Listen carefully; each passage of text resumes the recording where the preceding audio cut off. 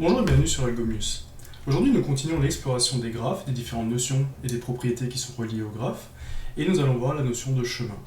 Alors déjà, qu'est-ce qu'un chemin? Un chemin nous permet d'aller d'un sommet à un autre. C'est donc un arc qui nous permet d'aller d'un sommet à un autre. Ce chemin peut être orienté ou non, et nous allons voir en fait, cette notion de chemin peut aussi finalement traverser plusieurs sommets. Et en fait, c'est la somme des différents chemins qui va en fait donner un chemin plus grand qui va nous permettre de parcourir le graphe.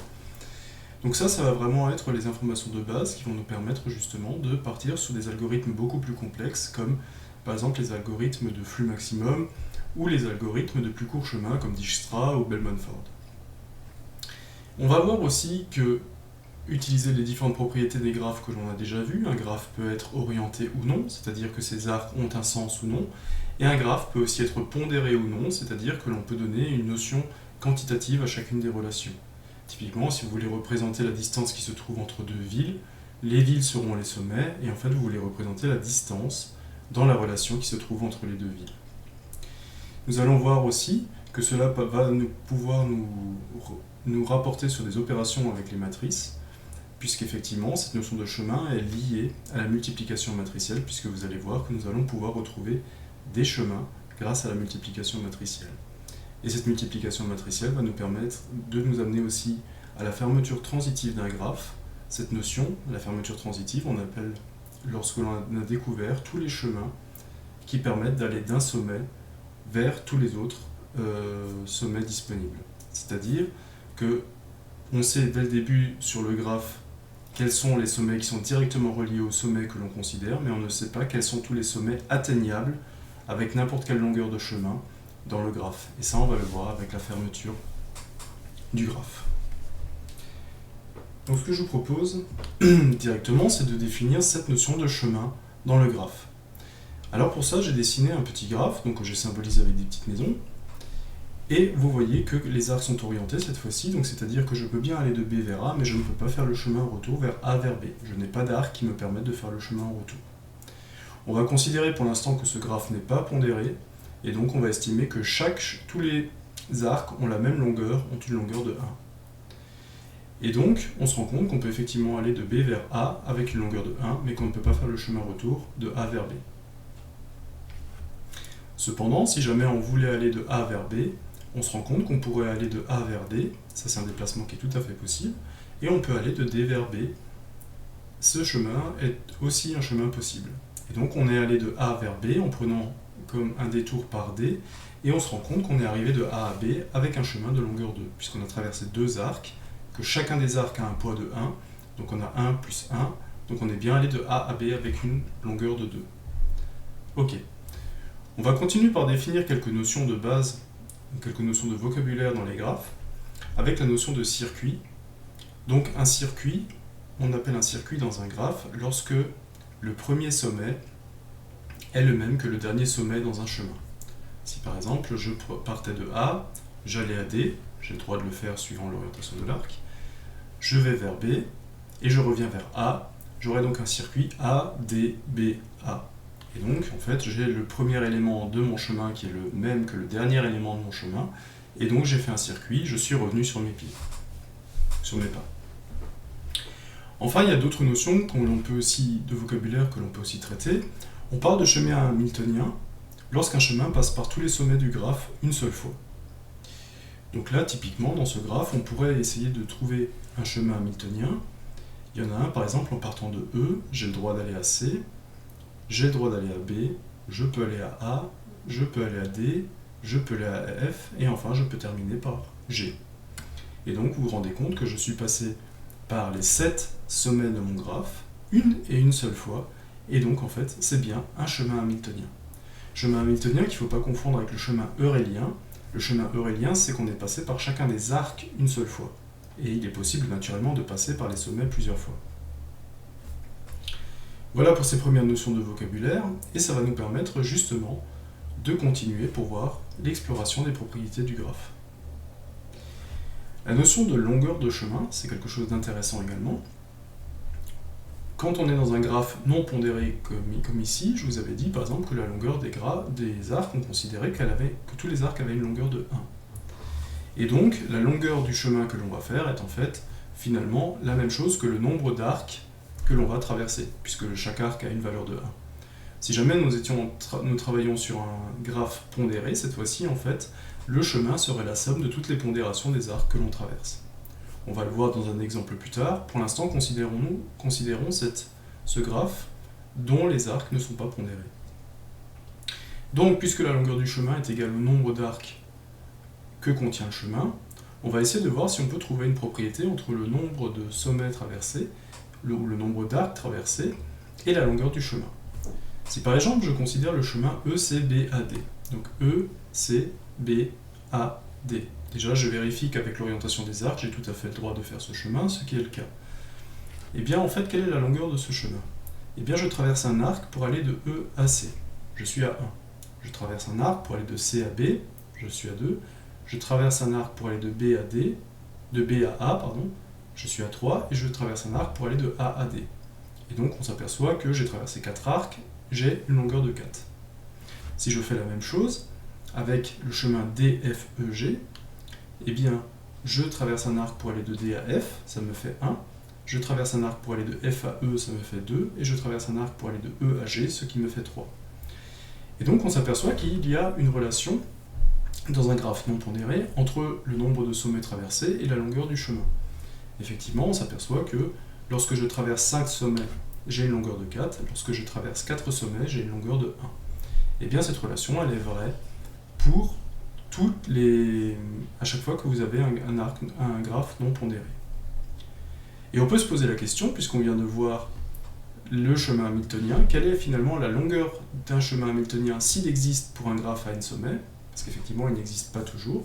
On pourrait par exemple avoir un graphe par exemple où deux parties du graphe ne sont jamais reliées entre elles. Et donc qu'on démarre sur une partie ou qu'on démarre sur l'autre, en fait on s'aperçoit qu'on ne pourra jamais passer par tous les sommets. Donc là on considère qu'on a un graphe, que le chemin hamiltonien existe, et on se demande quelle est la longueur du chemin hamiltonien. Et bien si on reprend la définition du chemin hamiltonien, on sait qu'il passe une fois par tous les sommets du graphe. Et donc, si le graphe a n sommets, eh bien ça veut dire que le chemin passera par n sommets. Et on a vu tout à l'heure par la propriété que la longueur d'un chemin est toujours le nombre de sommets traversés moins 1. Et donc si vous avez un graphe avec n sommets, le chemin hamiltonien de ce graphe-là aura une longueur de n-1. On va essayer de voir comment est-ce qu'on va pouvoir retrouver finalement les différents chemins par le calcul matriciel et notamment par la multiplication matricielle. Pour l'instant, on a essayé de retrouver les différents chemins en observant le graphe, mais on se rend rapidement compte que ça marche avec des graphes très très simples, mais que si jamais on avait par exemple une application GPS à écrire et on se retrouvait avec toutes les communes de France et toutes les distances entre chacune des communes de France, ça ferait à peu près une matrice de 36 000 sur 36 000, on se rend compte qu'en fait on ne pourrait plus le faire avec l'observation. Là il faut vraiment utiliser un ordinateur qui va calculer tout ça pour nous. Et donc, il faut maintenant que l'on passe de la phase d'observation à la phase de pouvoir expliquer à l'ordinateur ce que l'on attend de lui. Et là on va voir que le calcul matriciel, c'est un calcul que l'ordinateur sait faire, ça on l'a déjà vu dans les vidéos sur le calcul matriciel, et on va voir que ce calcul matriciel, cette multiplication matricielle, va nous permettre de retrouver tous les chemins qu'il est possible de faire dans un graphe. Et le fait de pouvoir utiliser une multiplication matricielle que l'ordinateur sait déjà faire pour retrouver tous les chemins du graphe, et bien ça va nous permettre justement d'utiliser l'ordinateur à cette fin-là. Il va nous permettre de retrouver tous les chemins de notre graphe. Alors on va essayer de voir, on va déjà voir si ça fonctionne, et puis dans un deuxième temps, on va voir si ça fonctionne, pourquoi ça fonctionne avec la multiplication matricielle. Alors, on va déjà essayer de voir, tout va partir de la matrice d'adjacence, puisque je vous avais dit qu'on va essayer d'utiliser le produit matriciel. Le produit matriciel se base sur une matrice, et on a vu qu'on pouvait représenter n'importe quel graphe sous forme de matrice. On avait vu qu'on pouvait le représenter sous liste de successeurs, liste de prédécesseurs, couple de points, ou alors sous une forme de matrice d'adjacence. Puisque nous voulons utiliser le produit matriciel, la meilleure des formes à utiliser ici, c'est justement la matrice. Et donc on va essayer de voir comment est-ce qu'on peut composer finalement la matrice de ce graphe-là. Alors, je l'ai reproduit dans un tableur, ce graphe-là, et on s'aperçoit comment on peut tracer la matrice d'un tel graphe. On va déjà commencer par mettre en ligne les sommets que l'on a, E, F, G, A, B, C, D, E, F, G. Donc j'ai mis en colonne et en ligne tous les sommets de mon graphe. Ok. Je vais commencer par mettre tout à 0. 0, je vous le rappelle, c'est la valeur pour dire je n'ai pas de chemin. Et maintenant, on va essayer de mettre en forme tous les chemins que l'on a à notre disposition. De A, par exemple, je peux aller à D. Ça veut dire que de A, je peux aller à D, il y a un chemin. De D, on va prendre les chemins dans l'ordre pour ne pas en oublier. De B, je peux aller à A et je peux aller à E. Donc de B, je peux aller à A et je peux aller à E. De C, je peux aller à B. Donc pareil, je prends la ligne de C et je prends la colonne de B et dedans je mets 1. On va essayer de les aligner. Donc de C, je ne peux aller qu'à B. De D, je peux aller à B et à F. Et c'est des E. E, je peux aller à C et à G.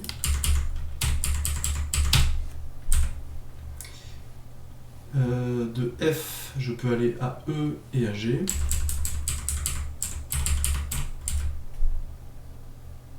Ouais. Et de G, je ne peux aller nulle part, donc la ligne va rester à 0. Et du coup, je me retrouve avec ma matrice d'adjacence de mon graphe. Ok, donc ça c'est quelque chose qu'on avait déjà vu. Pour l'instant, je symbolise par un 0 le fait qu'il n'y a pas de chemin pour aller d'un point à un autre. Je symbolise par un 1 qu'il y a une possibilité d'aller par exemple ici du point A au point D. Et donc j'ai mis un 1 dans l'intersection de la ligne A et du point D. Donc là le graphe est orienté, donc c'est-à-dire que si je prends ma ligne D, je ne peux pas aller de D vers A. Cette fois-ci je vais avoir un 0. L'arc ne va que dans un seul sens. Ok. Donc j'ai défini maintenant ma matrice d'adjacence. Essayons de voir maintenant déjà à quoi elle correspond. Eh bien cette matrice d'adjacence, elle va déjà me donner tous les chemins de longueur 1. Effectivement, cela est dû à sa construction. J'ai mis des 1 systématiquement là où j'avais un chemin de longueur 1. Pour l'instant, je ne me suis pas occupé des chemins composés, je n'ai pas encore fait de détour. Pour l'instant, j'ai utilisé uniquement les chemins de longueur 1. Vous voyez que la matrice d'adjacence déjà représente tous les chemins de longueur 1. Maintenant, on va essayer à partir de cette matrice d'adjacence de déterminer tous les chemins de longueur 2, de longueur 3, de longueur 4, et ainsi de suite jusqu'à déterminer tous les chemins possibles et réalisables de notre graphe. Alors comment est-ce qu'on va s'y prendre pour calculer les chemins de longueur n? Eh bien, on va utiliser la propriété suivante. On va utiliser si m la matrice d'adjacence de notre graphe G. Donc m la matrice d'adjacence, je vous le rappelle, on vient de le faire avec notre tableur. Notre matrice d'adjacence est ici. Si P est un entier positif, donc P est supérieur à 0, donc si M puissance P égale MIJ, alors qu'est-ce que ça veut? Cette notation, on l'avait déjà vue. Ça veut dire que si on multiplie la matrice en une puissance de 2, donc M carré, ben c'est tout simplement M fois M, hein, tout simplement. M au cube, c'est M fois M fois M. Et bien chaque élément de la matrice qui résulte de ce calcul, chaque élément qui se trouve à la ligne I et à la colonne J, en fait, on va le noter M exposant IJ. Donc ça, c'est l'élément qui se trouve dans la matrice de puissance. Alors, on dit que cet élément est le nombre de chemins de longueur P entre AI et AJ. Et donc, en fait, vous allez voir que on va retrouver une matrice carrée qui va, encore une fois, là, j'ai une matrice qui me donne les chemins de longueur 1, on va voir qu'en multipliant, qu'en mettant cette matrice au carré, on va avoir tous les chemins de longueur 2. Et on va le faire directement avec un exemple. On va le faire directement avec un exemple. Je vais lancer idle. Et vous allez voir qu'on va mettre cette matrice en forme avec NumPy, ce qui est le plus simple. Donc je commence par importer NumPy.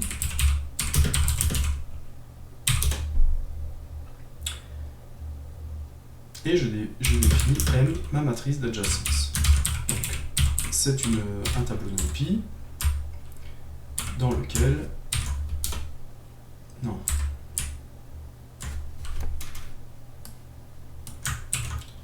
Dans lequel je vais reprendre... Je peux pas faire ça. Dans lequel je vais reprendre ma matrice. Donc, ma matrice commence par 0, 0, 0, 1, 0, 0, 0.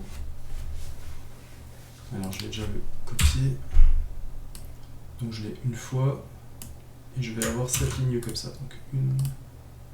Je vais d'abord faire... Je vais prendre la ligne avec 0, ce sera plus simple. Donc, je vais définir ma matrice. Donc, j'ai une ligne, 2, 3, 4, 5, 6, 7. Ok. Là, il a perdu un crochet. Ok. Donc, dans la première ligne, j'ai 1, 2, 3, 1. Dans la deuxième ligne, je commence avec un 1, puis j'ai 1, 2, 3, 1. En troisième ligne, je peux aller juste, pour C, je peux juste aller à B. Pour D, je peux aller à B. Là. Je vais juste essayer de... Voilà. Et le dernier. Et là, j'ai ici. Et là, et j'ai, je ne peux aller nulle part.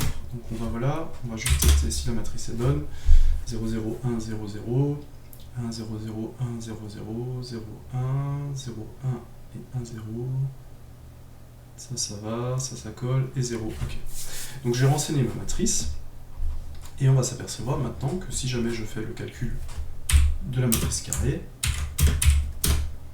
ça me donne une autre matrice, et on va essayer de comprendre les informations que nous donne cette nouvelle matrice. Et on se rend compte ici que là maintenant, il faut imaginer la première ligne, c'est les chemins disponibles à partir de A, et on voit cette fois-ci que j'ai un chemin de A vers B.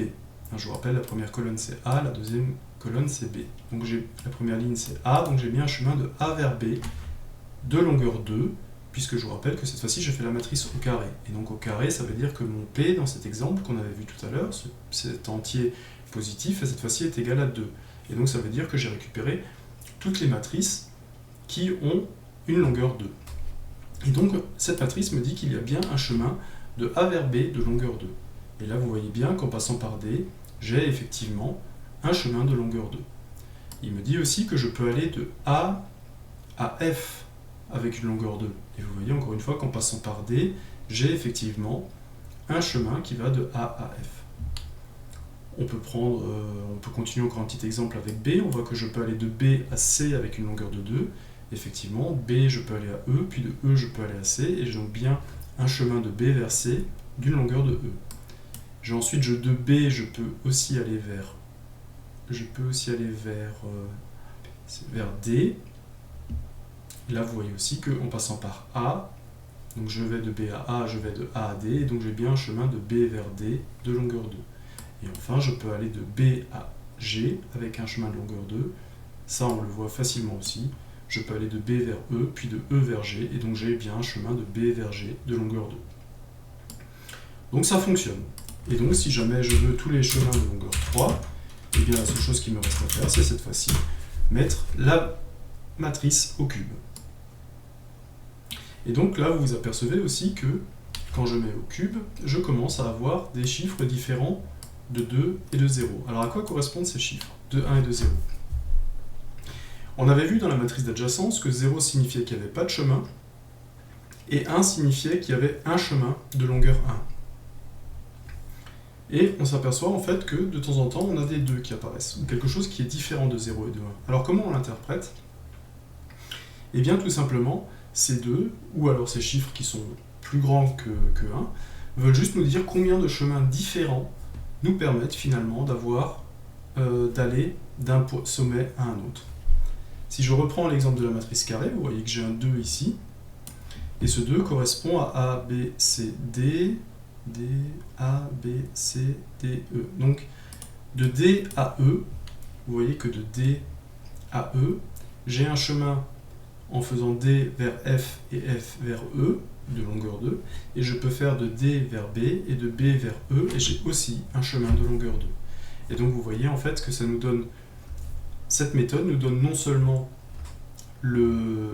s'il y a un chemin de longueur ou pas, et ça nous donne exactement aussi le nombre de chemins différents qu'il existe pour aller d'un sommet à un autre. Donc cette multiplication matricielle finalement nous donne énormément d'informations. Donc comment est-ce qu'on lit cette matrice de chemin? Et bien, tout simplement, si elle est à 0, c'est qu'il n'y a pas de chemin. Si elle n'est pas à 0, la matrice de puissance nous donne le nombre de chemins qui sont possibles pour aller d'un sommet à un autre. Donc on a essayé de voir si la propriété est vraie pour M2, on a vérifié quelques chemins, ça a l'air d'être exact. Pour M3 également, donc ça c'est la matrice d'adjacence à la puissance 2, ce qu'on a déjà essayé de voir.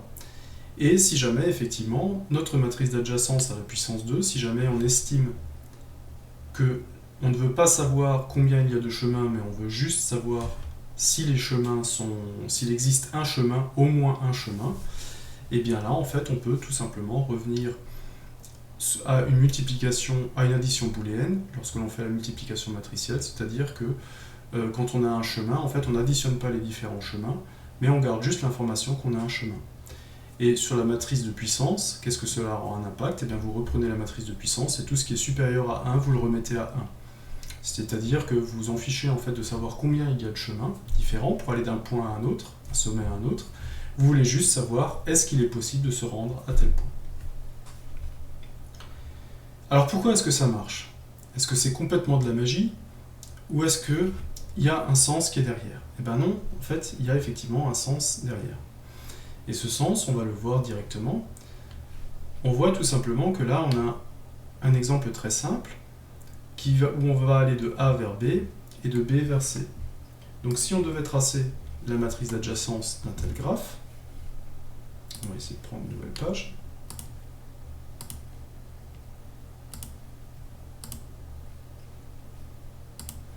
Si on devait tracer la matrice d'adjacence d'un tel graphe, on saurait que on a 3 points ABC et qu'on a 3 points ABC. Je mets tout à 0. Et que me dit mon graphe? Alors mon graphe me dit que je peux aller de A vers B et que je peux aller de B vers C. Donc je peux aller de A vers B et je peux aller de B vers C. Ok. Donc ça c'est la matrice d'adjacence, je vous le rappelle, c'est tous les chemins de longueur 1. Donc si on calcule cette matrice au carré, qu'est-ce qui va se passer? Eh bien faisons le calcul à la main et on va voir déjà ce qui va se passer. J'ai repris exactement la même matrice et je vais essayer de la calculer. Donc pour calculer cet élément-là, je vais garder ça. Pour calculer cet élément ici, je vous le rappelle, multiplication matricielle, on va considérer la ligne qui est juste au-dessus et on va considérer la ligne qui est adjacente. Donc c'est en fait cet élément que je veux calculer. Et on va essayer de faire, donc, je vous le rappelle, on va essayer de multiplier 0 par 0, ça fait 0, on va multiplier 1 par 0, ça fait 0, et on multiplie 0 par 0, ce qui nous fait encore une fois 0, et on additionne ces trois valeurs, ça nous fait 0. Ok, donc là on n'a pas forcément trouvé quelque chose d'intéressant à ce niveau-là. On n'a pas trouvé de chemin en particulier. Par contre, si on regarde notre schéma ici, on peut aller de A vers B et on peut aller de B vers C. Donc sur ce chemin très facile, on se rend compte qu'on va trouver un chemin de longueur 2 qui va nous permettre d'aller de A à C, en passant par B. Et donc on va essayer directement de calculer le chemin de A vers C. Donc comment est-ce qu'on va le faire au niveau de la matrice? On va prendre, ça va être cet élément-là.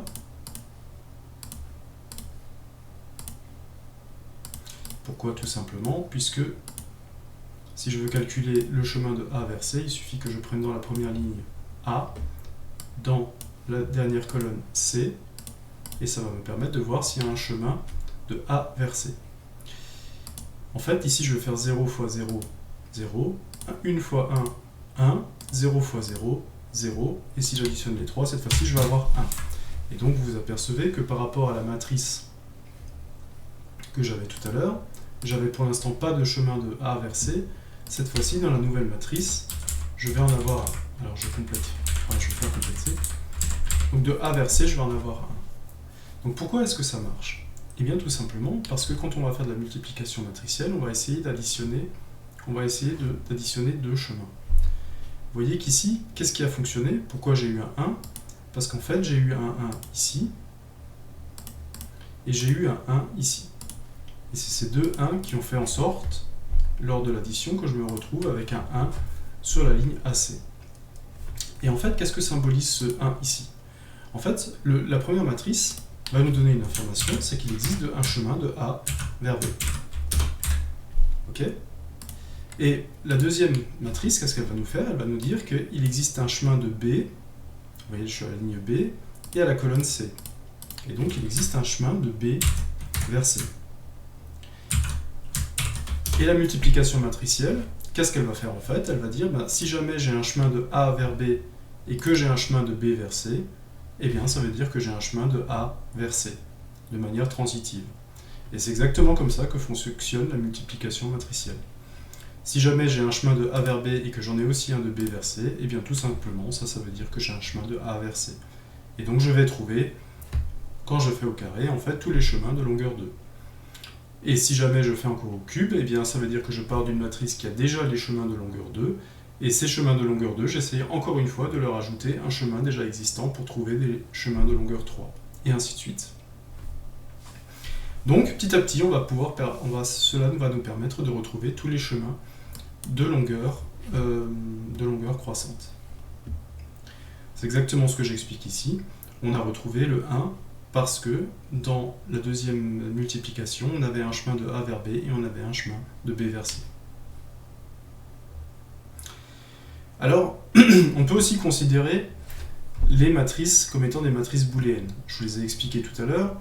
Si on pourrait garder que des 0 et des 1 dans les matrices et considérer en fait qu'on veut juste savoir quels sont les chemins qui existent et pas forcément savoir le nombre de chemins. Pardon. On ne veut pas juste savoir le nombre de chemins qu'on peut avoir entre un sommet et un autre, on veut juste finalement savoir s'il existe un chemin ou pas. Et pour cela, en fait, on peut utiliser les opérations, au lieu d'utiliser des multiplications et des additions classiques, on va utiliser ce qu'on appelle la multiplication et l'addition booléenne, qui suivent les tables de vérité des booléens. Donc le booléen, c'est un type que l'on utilise en programmation, qui peut avoir deux valeurs vraies ou faux, et on a des tables de vérité pour chacun des opérateurs et ou. Donc si jamais vous faites, ici j'ai donné la table de vérité du et logique, donc le et logique, si vous avez deux conditions qui sont reliées par un et, la condition totale en fait n'est vraie que si chacun des deux côtés est vrai. Par exemple, je sors s'il fait beau et qu'il fait chaud, eh bien je sors uniquement si les deux conditions sont réunies. Si jamais il fait beau mais qu'il fait pas chaud, je sors pas. Si jamais il fait chaud mais qu'il fait pas beau, je sors pas non plus. Je sors seulement si j'ai les deux conditions réunies. C'est exactement ce que veut dire cette table de vérité. Si les deux conditions sont vraies, donc si les deux conditions sont à 1, j'ai 1. Dans tous les autres cas, la condition est fausse, j'ai 0. L'addition sur la table de vérité du ou logique, elle est exactement pareille, sauf que cette fois-ci, je mets un ou. Donc là, cette fois-ci, je sors s'il fait chaud ou s'il fait beau. Donc s'il fait beau, je sors, peu importe l'autre condition. S'il fait chaud, je sors, peu importe l'autre condition. Donc à partir du moment où j'ai une condition qui est vraie, le résultat sera vrai. Et il n'y a que, si jamais il fait vraiment pas beau et qu'il fait vraiment pas chaud, c'est la seule condition dans laquelle je sors pas. Donc ça, en fait, c'est des opérations que l'on peut appliquer également au calcul matriciel et qui va nous permettre justement de rester sur des matrices booléennes, qui sont peut-être plus faciles à manipuler, et on n'a pas besoin de traîner une information dont on ne va pas se servir. Encore une fois, ça va dépendre du problème que l'on a à solutionner. Est-ce qu'il nous importe finalement de savoir combien il y a de chemins qui vont d'un sommet à un autre, ou est-ce que finalement on s'en fiche, et la seule information qui nous intéresse, c'est finalement de savoir qu'on peut aller d'un point à un autre.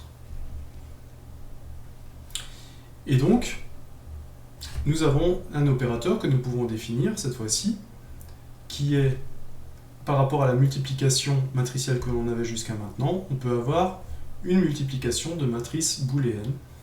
Et ça va nous amener aussi à un opérateur de puissance booléenne. Et donc, l'opérateur de puissance booléenne par rapport à l'opérateur de puissance classique, tout simplement, là, ce qui change, c'est que cette fois-ci, on ne va pas avoir une multiplication classique de matrices, on va avoir une multiplication de matrices booléennes.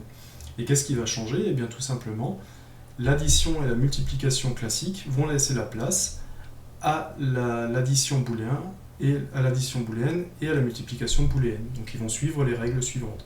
Donc 1 plus 1, ça ne va pas donner 2, mais ça va donner 1. 1 plus 0, ça va donner 1. 0 plus 0, ça va donner 0. Et la multiplication, elle va changer finalement très peu, puisqu'à partir du moment où on aura un 0, eh bien on aura un 0 dans le résultat, et c'est que quand on aura 2, 1, qu'on aura finalement une multiplication qui va valoir 1. Donc en fait, on va juste changer la multiplication et l'addition qui est utilisée dans la multiplication matricielle par les règles qui sont dans l'étape de vérité ci-dessus. Donc, on en arrive naturellement à cette notion de fermeture transitive d'un graphe. Et donc la fermeture transitive d'un graphe consiste à rajouter tous les arcs entre deux sommets dès qu'il existe un chemin entre ces deux sommets, peu importe la longueur du chemin. Je vais illustrer ça par un petit exemple. On avait un petit exemple tout à l'heure avec 3 maisons A, B, C, D. On savait que je pouvais aller de A vers B, on savait que je pouvais aller de B vers C, et on avait vu rapidement qu'il était possible d'avoir un chemin qui me permette à partir de A de me rendre vers C en passant par B. Et bien la fermeture transitive va de façon explicite mettre sur le graphe ce chemin. Et donc vous voyez que le résultat de la fermeture transitive va me montrer que de A je peux aussi aller à C, qui est finalement qui est un chemin qui existe, qui pour l'instant a été fait par un détour par B, mais la fermeture transitive nous montre justement quelles sont toutes les possibilités à partir d'un sommet pour se rendre vers d'autres sommets atteignables. Et vous allez voir que, si vous avez compris ce que l'on a fait jusqu'à maintenant, vous allez voir que la fermeture transitive, finalement, eh bien, c'est juste le cumul de toutes les longueurs de chemin, les chemins de longueur 1, les chemins de longueur 2, les chemins de longueur 3, et ainsi de suite, jusqu'au chemin de longueur n. On va s'arrêter à n, puisqu'on avait vu avec le chemin hamiltonien que quand c'est le chemin le plus long qu'on peut avoir en passant par tous les sommets, on s'est aperçu que le chemin hamiltonien avait une longueur de n-1. Donc, encore une fois, là, je vous ai montré un petit exemple simple, mais un graphe peut être beaucoup plus compliqué, et donc, encore une fois, on va devoir toujours passer par l'ordinateur qui va nous calculer tout ça, et quand on veut passer par l'ordinateur, eh bien, il faut toujours trouver un moyen de lui expliquer quelles sont les méthodes, quelles sont les différentes étapes qu'il va devoir suivre. Et on a bien vu avec la multiplication matricielle qu'on arrivait à retrouver les chemins de différentes longueurs. Et donc, à partir du moment où on a les chemins de longueur 1, les chemins de longueur 2, les chemins de longueur 3 et ainsi de suite, et bien en fait il est très facile finalement de cumuler tous ces chemins-là et de voir en fait quels sont tous les chemins existants. Donc, on va essayer d'avoir, effectivement on va recalculer tous les chemins de longueur, on a dit qu'on allait s'arrêter à n, et finalement on allait additionner tous les chemins de ces différentes longueurs pour récupérer finalement la matrice de tous les chemins possibles, peu importe leur longueur. Et si jamais, et comme on ne veut pas forcément savoir combien il y a de chemins, mais on veut juste savoir si le chemin existe ou pas, encore une fois, on va cumuler les matrices avec l'addition booléenne qui va nous permettre justement de ne pas cumuler tous les chemins disponibles, mais va juste garder l'information qu'il existe un chemin, oui ou non. Donc on va essayer de prendre un petit exemple pour voir comment est-ce que l'on peut représenter comment est-ce que l'on peut calculer la fermeture transitive d'un graphe. Alors, on va donner la matrice d'adjacence de n, je vais le faire maintenant, matrice d'adjacence c'est quelque chose qu'on a déjà vu plusieurs fois, donc je vais le faire directement dans idle, comme ça on aura tout de suite la matrice sous la main. Donc cette fois-ci, on va prendre l'exemple A, B, C, D. D'accord.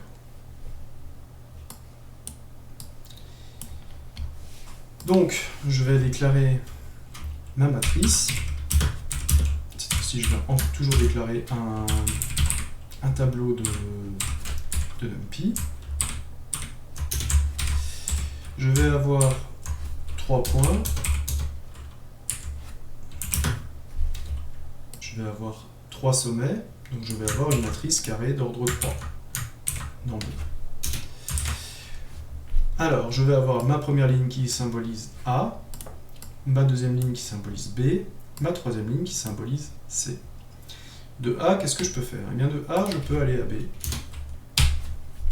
De B, je peux aller à A et je peux aussi aller à C. Donc ça, c'est quelque chose qu'on a déjà fait. Je vais un petit peu vite dessus. Et de C, je peux aller nulle part. Donc ça va rester à 0. Voyons voir si la matrice d'adjacence est bien remplie. Effectivement, je peux aller de A à B, je peux aller de B à A et je peux aller de B à C. C'est les trois chemins que j'ai.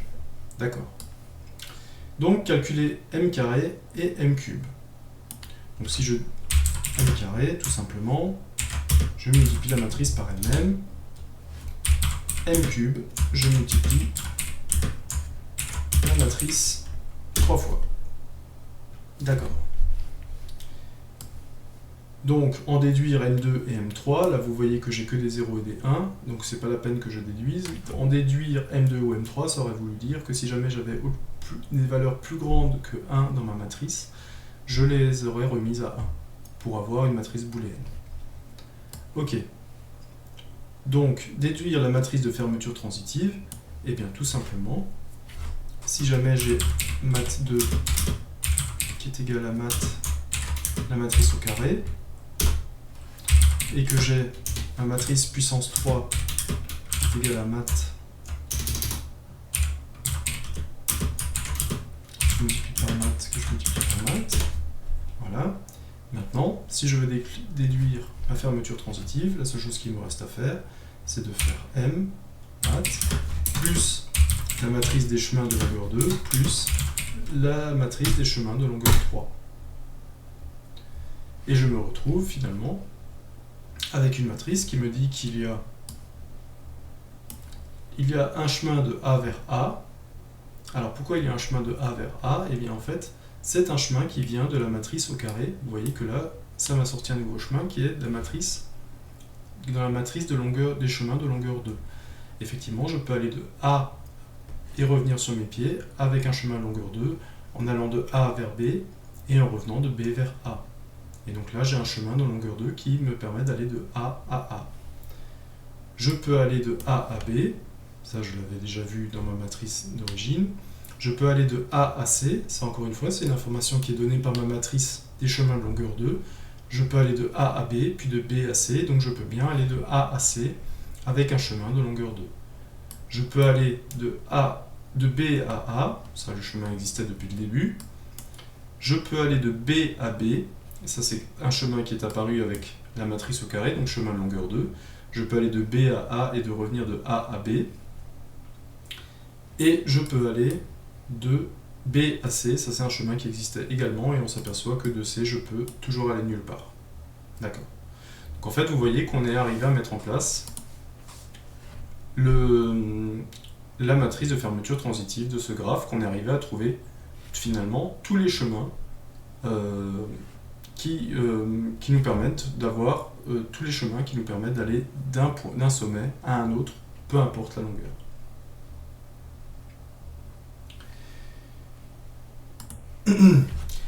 Voilà, donc on a encore vu pas mal de propriétés dans cette présentation. On s'est attaché surtout à la notion de longueur de chemin. On a vu que l'on pouvait parcourir un graphe avec les différents chemins qui étaient mis à notre disposition. Donc l'exemple de ce matin était vraiment sur un graphe orienté, donc c'est-à-dire qu'on pouvait aller d'un sommet à un autre, pas forcément faire le chemin en marche arrière. On pourrait imaginer aussi d'avoir un graphe non orienté. Qu'est-ce que ça changerait? Eh bien, tout simplement, avec un graphe non orienté, si vous pouviez aller de B vers A, eh bien, vous pouvez aller de manière symétrique aussi de A vers B, et ainsi de suite. Donc en fait, dans la matrice d'adjacence, vous auriez tout simplement les deux chemins qui existent au lieu d'en avoir qu'un seul. On a vu également comment finalement la multiplication matricielle pouvait nous aider à trouver les chemins de longueur 2, de longueur 3, de longueur n.